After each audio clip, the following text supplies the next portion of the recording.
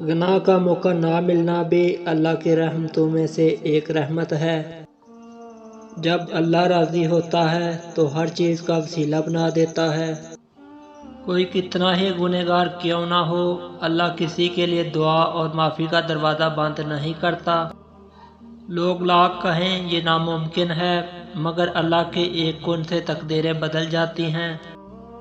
اللہ پر بھروسہ کرنے سے راستے آسان اور محفوظ ہو جاتے ہیں۔ درد کتنا بھی ہو، رب کے آگے رونے سے سکون میں بدل جاتا ہے۔